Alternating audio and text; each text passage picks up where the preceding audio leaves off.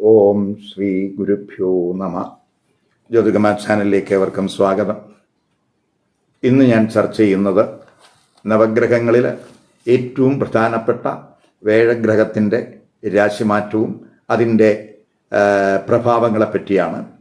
അതായത് 2026 ജൂൺ 2 വേഴഗ്രഹം കർക്കടക രാശിയിലേക്ക്, അതായത് വേഴഗ്രഹത്തിൻ്റെ ഉച്ചരാശിയിലേക്ക് രാശി മാറുന്നു. ഒക്ടോബർ 31 വരെ ആ വേഴഗ്രഹം കർക്കടക രാശിയിൽ ഉച്ചരാശിയിൽ ഉണ്ടാകും.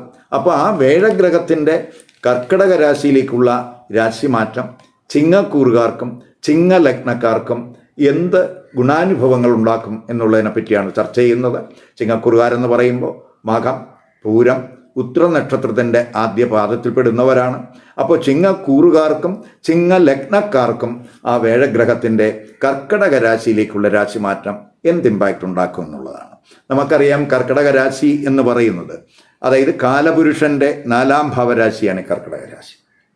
വേഴഗ്രഹം നവഗ്രഹങ്ങളിൽ ഏറ്റവും ശുഭത്വമുള്ള ഗ്രഹമാണ്. സർവേശ്വരകാരകനാണ്, ജ്ഞാനകാരകനാണ്. ഇപ്പം സർവേശ്വരകാരകനും ജ്ഞാനകാരകനുമായിട്ടുള്ള ആ വേഴഗ്രഹം പ്രത്യേകിച്ച് കർക്കടക രാശിയിലേക്ക്, കാലപുരുഷൻ്റെ 4ാം ഭാവരാശിയിലേക്ക് രാശി മാറുക എന്ന് പറയുമ്പോൾ അതായത് നമ്മുടെ കുടുംബത്തിലേക്ക് ഈശ്വരൻ പ്രവേശിക്കുന്ന ഒരു പ്രതീതിയാണ് ആ വേഴഗ്രഹം കാലപുരുഷൻ്റെ 4ാം ഭാവരാശിയിലേക്ക് പ്രവേശിക്കുക വഴി നമ്മൾ കാണേണ്ടത്. പ്രത്യേകിച്ച് ഭാഗ്യാനുഭവങ്ങൾ, ഈശ്വരകടാക്ഷം, അതുപോലെ നമുക്ക് സത്പ്രവർത്തനങ്ങൾ, അതുപോലെ സദ്ബുദ്ധി, സാത്വിക ചിന്ത, അതുപോലെ തന്നെ പഠന മികവ്, കർമ്മനേട്ടങ്ങൾ, കുടുംബസുഖം, കുടുംബ സംരക്ഷണം, സാമ്പത്തിക അഭിവൃദ്ധി, കർമ്മനേട്ടങ്ങൾ, ഇവയുടെയൊക്കെ ഒരു ഒരു ഒരു ഒരു നേട്ടമാണ് ഈ കാലപുരുഷൻ്റെ 4ലേക്ക് വേഴഗ്രഹം വരിക വഴി പൊതുവെ ഉണ്ടാകാവുന്നത്. പക്ഷേ ഈ ചിങ്ങക്കൂറുകാർക്കും ചിങ്ങലഗ്നക്കാർക്കും ആ വേഴഗ്രഹം കർക്കിടക രാശിയിലേക്ക് രാശി മാറുന്നത് ഏത് രീതിയിലായിരിക്കും അവരെ സ്വാധീനിക്കുന്നത് എന്ന് നോക്കാം. ഇപ്പം ചിങ്ങക്കൂറുകാർക്കും ചിങ്ങലഗ്നക്കാർക്കും ഗുരു എന്ന് പറയുന്ന വേഴഗ്രഹം എന്ന് പറയുന്നത് അവരുടെ 5ാം ഭാവാധിപനാണ്, ത്രികോണ ഭാവാധിപനാണ്, അതുപോലെ അഷ്ടമ ഭാവാധിപനുമാണ്. അപ്പോൾ 5ഉം 8ഉം ഭാവാധിപനായിട്ടുള്ള വേഴഗ്രഹം ജൂൺ 2 അവരുടെ 12ാം ഭാവരാശിയിലേക്കാണ് രാശി മാറുന്നത്. അപ്പം 12ാം ഭാവരാശി എന്ന് പറയുന്നത് ഗുരുവിനെ സംബന്ധിച്ചിടത്തോളം ഉച്ചരാശിയാണ്. അപ്പം ഒക്ടോബർ 31 വരെ ഈ ചിങ്ങക്കൂറുകാർക്കും ചിങ്ങലഗ്നക്കാർക്കും ഗുരു 12ാം ഭാവരാശിയിലായിരിക്കും സ്ഥിതി ചെയ്യുന്നത്. അപ്പോൾ പൊതുവെ 12ലേക്ക് വേഴത്തിൻ്റെ ഒരു സ്ഥിതി വരുമ്പോൾ ധനച്ചെലവ് കൂടാൻ സാധ്യതയുണ്ട്. അത് നല്ല കാര്യങ്ങൾക്കായിട്ടുള്ള ഒരു പണച്ചെലവ് ഈ സമയത്ത് ഉണ്ടാകും. അത് ചിലപ്പോൾ ആത്മീയ കാര്യങ്ങൾക്കായിരിക്കാം, അല്ലെങ്കിൽ മതപരമായിട്ടുള്ള വിശ്വാസവുമായിട്ടുള്ള ബന്ധപ്പെട്ട കാര്യങ്ങൾക്കായിരിക്കാം, ചാരിറ്റി പ്രവർത്തനങ്ങൾക്കായിരിക്കാം, ചിലപ്പോൾ ദൂരയാത്രകൾക്ക് വേണ്ടിയുള്ള ചിലവായിരിക്കാം, വിദേശ യാത്രകൾക്ക് വേണ്ടിയോ അല്ലെങ്കിൽ ചികിത്സാ സംബന്ധമായിട്ടുള്ള കാര്യങ്ങൾക്ക് വേണ്ടിയോ ഉള്ള പണച്ചെലവ് ഈ സമയത്തുണ്ടാകാം. അതായത് നല്ല പ്രവർത്തനങ്ങൾക്ക് വേണ്ടിയുള്ള ചിലവായിരിക്കാം. ചിലപ്പോൾ ആ ചിലവെന്ന് പറയുന്നത് ഇപ്പോൾ അത് ചിലവാണെങ്കിലും ഭാവിയിൽ നമുക്ക് ഗുണം കിട്ടാവുന്ന സത്പ്രവർത്തനങ്ങൾക്ക് വേണ്ടിയുള്ള പണച്ചെലവ് ഈ സമയത്ത് ഉണ്ടാകാൻ സാധ്യതയുണ്ട്. അപ്പം ഭൗതിക നേട്ടങ്ങളെക്കാൾ കൂടുതൽ ആത്മീയ നേട്ടങ്ങൾക്ക് ഫോക്കസ് കൊടുക്കുന്ന സമയം എന്ന് വേണമെങ്കിൽ പറയാം. പ്രത്യേകിച്ച് അത് അങ്ങനെ കൊടുക്കുമ്പോൾ സ്വാഭാവികമായിട്ടും നമ്മുടെ മെൻ്റൽ കോൺഫ്ലിക്റ്റ്, നമുക്ക് മാനസികമായിട്ടുള്ള സംഘർഷമൊക്കെ കുറയും. ഇപ്പം മറ്റുള്ളവർക്കായിട്ട് പ്രകാശം പരത്തുന്ന പ്രവർത്തനങ്ങളിലേക്ക് നമ്മൾ ആകൃഷ്ടനാകും എന്ന് തന്നെ പറയാം. അപ്പോൾ പൊതുവെ നമ്മുടെ ഇന്നർ സ്പേസ് വികസിപ്പിക്കുന്നതിന് ശ്രദ്ധ കൊടുക്കുന്ന സമയം എന്ന് പറയാം. ഗുരു 5ാം ഭാവാധിപനാണ്. അപ്പോൾ 5ാം ഭാവാധിപനായിട്ടുള്ള ഗുരു ആണ് 12 വരിക എന്ന് പറയുമ്പോൾ, ഇപ്പോൾ വിദേശത്തൊക്കെ നമുക്ക് പഠനം ആഗ്രഹിക്കുന്നവരെ സംബന്ധിച്ചിടത്തോളം അവർക്ക് അനുകൂല സമയമായിട്ട് നമുക്ക് കാണാം. വിദേശത്തൊക്കെ ഏതെങ്കിലും കോഴ്സിലൊക്കെ അഡ്മിഷൻ ആഗ്രഹിക്കുന്നവർക്ക് അതിനൊക്കെ സാധ്യമാകുന്ന സമയമാണ്. പക്ഷേ ആ പഠന സംബന്ധമായിട്ടുള്ള ചെലവ് കൂടാനും സാധ്യതയുണ്ട്. അതാണ് നല്ല പ്രവർത്തനങ്ങൾക്ക് വേണ്ടിയുള്ള ചെലവ് എന്ന് ഞാൻ ആദ്യം പറഞ്ഞത്. അപ്പോൾ പൊതുവേ നമുക്ക് നമ്മുടെ ഈ എന്തിൻ്റെയും ആ സത്യം കണ്ടെത്തുവാനുള്ള, ആത്യന്തിക സത്യം അറിയാനുള്ള ഒരു ആഗ്രഹം ഈ സമയത്ത് ഈ കൂറുകാർക്ക് കൂടും. അപ്പോൾ അതിനു വേണ്ടിയുള്ള യാത്രകൾ, അത് ചിലപ്പോൾ തീർത്ഥാടന കേന്ദ്രങ്ങൾ സന്ദർശിക്കുക, അതുപോലെ തന്നെ സത്സംഗങ്ങളിലൊക്കെ പങ്കെടുക്കുക, ഗുരുക്കന്മാരെ മീറ്റ് ചെയ്യുക, അങ്ങനെയുള്ള പ്രവർത്തനങ്ങൾ ഈ സമയത്ത് നമുക്ക് ഉണ്ടാകും. അതുപോലെ സന്താനങ്ങൾക്ക് വേണ്ടിയൊക്കെ ചിലപ്പോൾ പണച്ചെലവ് കൂടാവുന്ന സമയവും കൂടിയാണ്. അതുപോലെ തന്നെ ഈ ഗുരു അഷ്ടമഭാവാധിപനും കൂടിയാണ്. ഈ അഷ്ടമഭാവാധിപനായിട്ടുള്ള ഗുരു 12 വരിക എന്ന് പറയുമ്പോൾ അത് വിപരീത രാജയോഗമാണ്. അപ്പോൾ നമുക്ക് പ്രത്യേകിച്ച് നമുക്ക് എന്തെങ്കിലുമൊക്കെ ആരോഗ്യ പ്രശ്നങ്ങൾ ഒക്കെ ഉണ്ടെങ്കിൽ, പ്രത്യേകിച്ച് ലോവർ അബ്ഡമൻ റിലേറ്റഡ് ആയിട്ടുള്ള എന്തെങ്കിലും ഇഷ്യൂസൊക്കെ ഉള്ളവർക്ക്, ആ അബ്ഡമൻ റിലേറ്റഡ് അങ്ങനെയുള്ള ആരോഗ്യ പ്രശ്നങ്ങൾ ഉള്ളവർക്ക് അത് റിവേഴ്സ് ചെയ്യാൻ, അത് ക്യൂർ ചെയ്യാൻ, അതിൽ നിന്ന് നമുക്ക് റിക്കവറി ഉണ്ടാകാൻ അനുകൂലമായിട്ടുള്ള സമയമാണ്. അപ്പോൾ അതിന് നമുക്ക് മെഡിക്കൽ എക്സ്പെൻസ് ഒക്കെ ചിലപ്പോൾ കൂടാൻ സാധ്യതയുണ്ട്. അപ്പോൾ അത്തരം ടൈമിലി ആയിട്ടുള്ള ആ മെഡിക്കൽ ട്രീറ്റ്മെൻറ്റിലൂടെ നമുക്ക് ആരോഗ്യ പ്രശ്നങ്ങളിൽ നിന്ന് നമുക്ക് ആശ്വാസം കണ്ടെത്താൻ കഴിയുന്ന സമയവും കൂടെയാണ് എന്നും കൂടെ മനസ്സിലാക്കുക. അതേപോലെ തന്നെ നമുക്ക് ഈ ഗവേഷണങ്ങളൊക്കെ വിദേശത്തൊക്കെ ആഗ്രഹിക്കുന്നവരെ സംബന്ധിച്ച് അഷ്ടമഭാവം എന്ന് പറയുന്നത് റിസർച്ച് റിലേറ്റഡ് ആയിട്ടുള്ളൊരു ഭാവവും കൂടിയാണ്. അപ്പോൾ അത് 12 വരിക എന്ന് പറയുമ്പോൾ നമുക്ക് ഈ വിദേശത്തൊക്കെ ഗവേഷണം ആഗ്രഹിക്കുന്നവർക്ക് ഇപ്പോൾ അവർക്ക് അഡ്മിഷനൊക്കെ സാധ്യമാകും. അതുപോലെ വിദേശത്ത് ഗവേഷണം നടത്തുന്നവർക്കും അനുകൂലമായിട്ടുള്ള സമയമാണ്. അതുപോലെ തന്നെ നമുക്ക് ഈ വിദേശ യാത്രകൾക്കൊക്കെ എന്തെങ്കിലും തടസ്സം വന്നിട്ടുണ്ടെങ്കിൽ ആ തടസ്സങ്ങളൊക്കെ മാറിക്കിട്ടും. വിസ റിലേറ്റഡ് ആയിട്ടുള്ള പ്രോബ്ലമൊക്കെ പരിഹരിക്കും. പൊതുവെ ആരോഗ്യ പ്രശ്നങ്ങളിൽ നിന്ന് നമുക്ക് ആശ്വാസം ഉണ്ടാകാവുന്ന സമയവും കൂടിയാണ് എന്നും കൂടെ മനസ്സിലാക്കുക.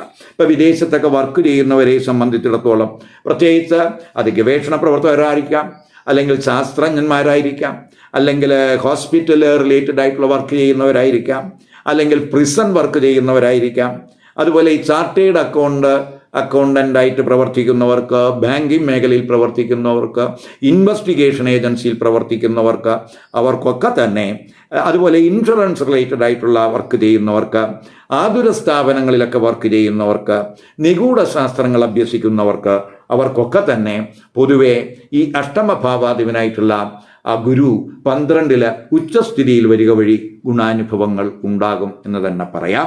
പൊതുവെ ഒരു സത്പ്രവർത്തനങ്ങൾ നടത്തുന്നവർക്ക് അംഗീകാരങ്ങളുടെയും ആദരവിൻ്റെയും ഒരു സമയം എന്ന് തന്നെ പറയാം.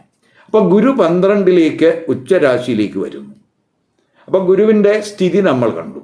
ആ ഗുരു അവിടെ നിന്നിട്ട് അവരുടെ 3 ഭാവരാശികളിലേക്ക് ദൃഷ്ടി ചെയ്യുന്നു. അതിൽ ആദ്യം ഗുരു 4 ദൃഷ്ടി ചെയ്യുന്നുണ്ട്. അതായത് ഈ ചിങ്ങക്കുറുകാരുടെ കർക്കിടക രാശി നിന്നിട്ട് അതിൻ്റെ 5-ാം ഭാവമാണ് ചിങ്ങക്കുറുകാരുടെ 4-ാം ഭാവം എന്ന് പറയുന്നത്. അപ്പം 4 ആ ഗുരുവിൻ്റെ ദൃഷ്ടി ചെയ്യുന്നു. അപ്പം ഫാമിലി തലത്തിൽ എന്തെങ്കിലും പ്രശ്നങ്ങളുണ്ടെങ്കിൽ ആ പ്രശ്നങ്ങൾ പരിഹരിക്കുന്നതിന് അത് സഹായകമാണ്. ഇപ്പോൾ പ്രത്യേകിച്ച് 12 നിന്നാണ് 4 ദൃഷ്ടി ചെയ്യുക എന്ന് പറയുമ്പോൾ നമുക്ക് ഫാമിലി റിലേറ്റഡ് ആയിട്ടുള്ള എക്സ്പെൻഡിച്ചർ, പ്രത്യേകിച്ച് വീട് പുതുക്കുന്നതിനോ, അല്ലെങ്കിൽ സുഖസൗകര്യങ്ങൾ മെച്ചപ്പെടുത്തുന്നതിനോ, അല്ലെങ്കിൽ പുതിയ വീട് വാങ്ങുന്നതിനോ, വസ്തുക്കൾ വാങ്ങുന്നതിനോ, വാഹനം വാങ്ങുന്നതിനോ, അതുമായിട്ട് ബന്ധപ്പെട്ട് ചിലപ്പോൾ ധനച്ചെലവ് ഈ സമയത്ത് ഉണ്ടാകാം. അപ്പോൾ നമുക്ക് അതുപോലെ കൃഷിയുമായിട്ട് ബന്ധപ്പെട്ടുള്ള ചിലവ്, കൃഷി മെച്ചപ്പെടുത്തുന്നതിനുള്ള ശ്രമമൊക്കെ ഈ സമയത്തുണ്ടാകാം. അപ്പോൾ കുടുംബ അന്തരീക്ഷമൊക്കെ നമുക്ക് സമാധാനപരമാകുന്ന ഒരു സമയം എന്ന് പറയാം. ഇപ്പോൾ കുടുംബാംഗങ്ങൾക്ക് എല്ലാം തന്നെ ഒരു പ്രത്യേകിച്ച് ആത്മീയ കാര്യങ്ങളിലൊക്കെ കൂടുതൽ ഒരു ഇൻവോൾവ് ആകുന്ന സമയം എന്ന് തന്നെ പറയാം. അതുപോലെ കുടുംബത്തിൽ പൊതുവെ സന്തോഷം സമാധാനമൊക്കെ ഉണ്ടാകുന്നതിന് ഗുരുവിൻ്റെ ദൃഷ്ടി സഹായകമാണ്.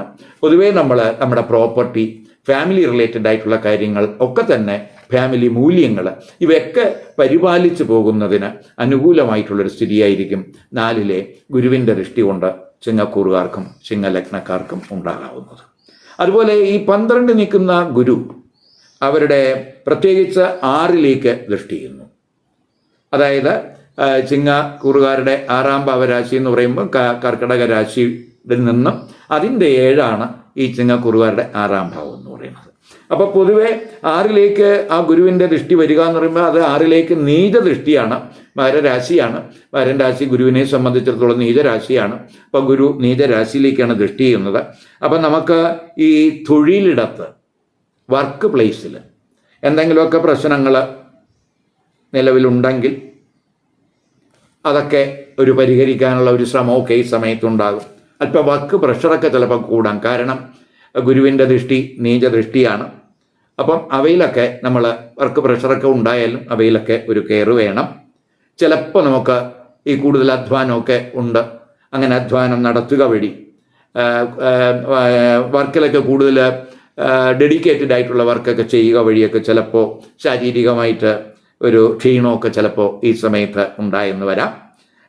അത് അങ്ങനെ ശാരീരികമായിട്ടൊക്കെ ഒരു ബുദ്ധിമുട്ട് വരുമ്പോൾ ചെറിയ ആരോഗ്യ പ്രശ്നങ്ങളൊക്കെ നമുക്കുണ്ടാകാം. അവിടെയൊക്കെ നമ്മൾ ഒന്ന് ശ്രദ്ധിക്കുക. അതുപോലെ ഈ കടബാധ്യത കഴിവതും കൂടാതെയൊക്കെ നോക്കണം. അത് 6ലെ ആ ഗുരുവിൻ്റെ ദൃഷ്ടി നീചദൃഷ്ടിയാണ്. അതുപോലെ നല്ല കാര്യങ്ങൾക്ക് വേണ്ടിയൊക്കെ ചിലപ്പോൾ ഈ സമയത്ത് ലോൺ എടുക്കാനൊക്കെ സാധ്യതയുണ്ട്. അതുപോലെ നമ്മൾ ഈ ദിനചര്യകളിലൊക്കെ ഒരു കൃത്യത പാലിക്കണം. അങ്ങനെ ദിനചര്യയിൽ കൃത്യത പാലിച്ചാൽ നമുക്ക് ആരോഗ്യ പ്രശ്നങ്ങൾക്ക് ഒരു പരിഹാരം ഉണ്ടാകും. ഇപ്പം ചിട്ടയായിട്ടുള്ള വ്യായാമം, അതുപോലെ യോഗ, ഇവയൊക്കെ ശീലിച്ച് പോകേണ്ടുന്ന സമയമാണ്. പ്രത്യേകിച്ച് 6ലെ ഗുരുവിൻ്റെ ദൃഷ്ടി ഒരു ബലമില്ലാത്ത ദൃഷ്ടിയാണ്. അപ്പോൾ നമ്മൾ ശാരീരികമായിട്ടുള്ള ഫിസിക്കൽ എക്സസൈസ്, അതുപോലെ യോഗ, ഇതുപോലെയുള്ള കാര്യങ്ങളിലൊക്കെ കൂടുതൽ ശ്രദ്ധ കൊടുത്ത് ആരോഗ്യ പ്രശ്നങ്ങളിൽ നിന്ന് നമുക്ക് ഒരു പരിഹാരം കണ്ടെത്താൻ കഴിയുക. അതുപോലെ നമ്മൾ വർക്കിലുമൊക്കെ തന്നെ നമ്മൾ ഈ വർക്ക് പ്രഷറൊക്കെ ഉണ്ടായാലും അത് നമുക്ക് നിയന്ത്രിച്ചു പോകുന്നതിനുള്ള ഒരു ശ്രമം ഈ സമയത്ത് ഉണ്ടാകണം. അതുപോലെ ഗുരു അഷ്ടമത്തിൽ ദൃഷ്ടി ചെയ്യുന്നുണ്ട്. അഷ്ടമഭാവാധിപനും കൂടിയാണ് ആ ഗുരു. അപ്പോൾ ഗുരു അഷ്ടമഭാവാധിപനാണ്. ആ അഷ്ടമഭാവാധിപൻ 12ലാണ് ഇപ്പോൾ നിൽക്കുന്നത്. അത് വിപരീത രാജയോഗമാണ്. അപ്പോൾ അഷ്ടമഭാവാധിപൻ ദൃഷ്ടി ചെയ്യുന്നു. ഇപ്പോൾ അഷ്ടമഭാവത്തിൽ ശനി നിൽക്കുന്ന സമയമാണ്, അഷ്ടമശനി സമയമാണ്. അപ്പോൾ അഷ്ടമത്തിൽ ശനി നിൽക്കുക വഴി ഉണ്ടാകുന്ന ആ നെഗറ്റീവ് ഇമ്പാക്റ്റുകൾ അത് കുറയ്ക്കാൻ അഷ്ടമരാശ്യാധിപനായിട്ടുള്ള ആ ഗുരു അഷ്ടമരാശിയിൽ ദൃഷ്ടി ചെയ്യുന്നതിന് കഴിയും. അപ്പോൾ നമുക്ക് ഒരു പരിവർത്തനത്തിൻ്റെ സമയമായിരിക്കും, ഒരു ട്രാൻസ്ഫർമേഷൻ്റെ സമയം എന്ന് പറയാം. ഇപ്പം നമ്മൾ പ്രത്യേകിച്ച് നമ്മൾ ഏർപ്പെടുന്ന എല്ലാ മേഖലയിലും ഒരു മാറ്റത്തിൻ്റെ സമയം എന്ന് പറയാം. ഇപ്പോൾ ഇൻഹെറിറ്റൻസ് തലത്തിൽ ചില ഗുണാനുഭവങ്ങൾ ഈ സമയത്ത് ഉണ്ടാകും. അപ്രതീക്ഷിതമായിട്ടുള്ള നേട്ടം ചിലപ്പോൾ നമുക്ക് ആ ഇൻഹെറിറ്റൻസ് തലത്തിൽ ഉണ്ടാകാൻ സാധ്യതയുണ്ട്. അൺഎക്സ്പെക്റ്റഡ് ആയിട്ടുള്ള എന്തെങ്കിലും ഗെയിൻ നമുക്ക് ഈ സമയത്തുണ്ടാകാം. ഇപ്പം എന്തെങ്കിലും ബുദ്ധിമുട്ട്, അപവാദങ്ങൾ, അവഹേളനങ്ങൾ ഒക്കെ അതുകൊണ്ട് എന്തെങ്കിലുമൊക്കെ ബുദ്ധിമുട്ട് നേരിടുന്നവരെ സംബന്ധിച്ചിടത്തോളം അതിൽ നിന്നൊക്കെ പുറത്തു വരാൻ കഴിയുന്ന സമയമാണ്. പ്രത്യേകിച്ച് അഷ്ടമഭാവാധിപൻ 12 നിൽക്കുമ്പോൾ അഷ്ടമഭാവ സംബന്ധമായിട്ടുള്ള ആ പ്രശ്നങ്ങൾ കുറയാൻ സാധ്യതയുണ്ട് എന്നും കൂടെ മനസ്സിലാക്കുക. അപ്പോൾ അതുപോലെ തന്നെ ഗവേഷണത്തിലൊക്കെ ഏർപ്പെടുന്നവർക്ക് വളരെ അനുകൂലമാണ്. ഇപ്പോൾ വിദേശത്തൊക്കെയാണ് ഗവേഷണം ആഗ്രഹിക്കുന്നതെങ്കിൽ തീർച്ചയായിട്ടും അത് ഗുണാനുഭവം ഉണ്ടാക്കുന്ന സമയവും കൂടെ ആണ്. അപ്പോൾ നമുക്ക് ഗവേഷണത്തിൽ എന്തെങ്കിലുമൊക്കെ തടസ്സങ്ങൾ ഇപ്പോൾ വന്നിട്ടുണ്ടെങ്കിൽ ആ തടസ്സങ്ങളൊക്കെ മാറി നമുക്ക് കൂടുതൽ ഫോക്കസ് ചെയ്യാൻ കഴിയുന്ന സമയമാണ്. പ്രത്യേകിച്ച് അഷ്ടമഭാവാധിപൻ അഷ്ടമത്തിൽ ദൃഷ്ടി ചെയ്യുക വഴി ഉണ്ടാകുന്നത്. അതുപോലെ ജോയിൻ്റ് അസറ്റുകൾ അതൊക്കെ നമ്മൾ പുനർവിന്യാസമൊക്കെ നടത്തി നമുക്ക് ദീർഘകാലികമായിട്ട് എന്തെങ്കിലുമൊക്കെ നേട്ടങ്ങൾ ഉണ്ടാക്കാനൊക്കെ അത് വഴിതെളിക്കും.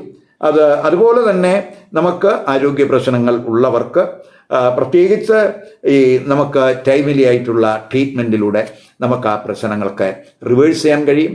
നമുക്ക് ആരോഗ്യ പ്രശ്നങ്ങളിൽ നിന്ന് റിക്കവറി ഉണ്ടാകും, ആശ്വാസം ഉണ്ടാകും. പൊതുവെ ഗുണാനുഭവം ആ 12ലെ ചില ഏരിയകളിൽ ചില പ്രയാസങ്ങൾ ഉണ്ടാക്കുമെങ്കിലും മറ്റ് ഏരിയകളിൽ നമുക്ക് ഗുണാനുഭവം ഈ ഗുരുവിൻ്റെ 12ാം ഭാവരാശിയിലെ രാശിമാറ്റം കൊണ്ട് ചിങ്ങക്കൂറുകാർക്കും ചിങ്ങലഗ്നക്കാർക്കും ഉണ്ടാകും എന്ന് തന്നെ പറയാം.